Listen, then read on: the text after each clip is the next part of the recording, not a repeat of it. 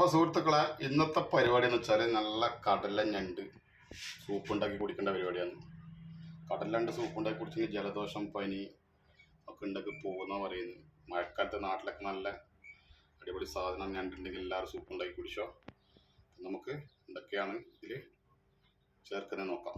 Okay, നമ്മളെ പരിപാടി തുടങ്ങലായി. അതിനുവേണ്ടി ഞാൻ എടുത്തത് ചെറിയ ഉള്ളി, കഷ്ണ ഇഞ്ചി, വെളുത്തുള്ളി, പച്ചമുളക്, ചെറിയ ജീരകം.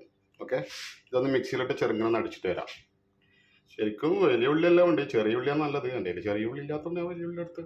ഓക്കെ ഓക്കെ ഓക്കെ സംഭവം അരച്ചെടുത്തിട്ടുണ്ട്. നല്ല പേസ്റ്റായിട്ട് ഇറക്കൊന്നും വേണ്ട, ജസ്റ്റ് ഒന്ന് രണ്ട് കറക്കൽ. ചട്ടി അടുപ്പത്ത് വെച്ച് ചട്ടി ചൂടായിക്കണല്ല, അതിലേക്ക് കുറച്ച് എണ്ണ ഒഴിച്ച് കുറച്ച് കറിവേപ്പില ഇട്ട് കൊടുക്കുക. കറിവേപ്പില പൊട്ടിക്കഴിഞ്ഞാൽ നമ്മൾ അരച്ച് വെച്ചെടുത്ത് നന്നായിട്ട് വാട്ടിയെടുക്കുക. കുറച്ച് ഉപ്പും ചേർത്ത് നന്നായിട്ട് വാട്ടിയെടുക്കുക. ഉള്ളിയൊക്കെ സെറ്റാക്കാൻ ഒരു ചിന്നതാ ഒരു തക്കാളി കട്ട് പണിട്ട് അതിൽ പോടുക. കൊഞ്ചം മഞ്ഞൾ പൊടി ഇട്ട് നന്നായിട്ട് ഇളക്കി ഞണ്ടും ചേർത്ത് ഇളക്കിയിട്ട് കുറച്ച് വെള്ളം ഒഴിച്ചിട്ട് അടച്ചു വെക്കുക. നല്ലോണം തിളക്കട്ടെ.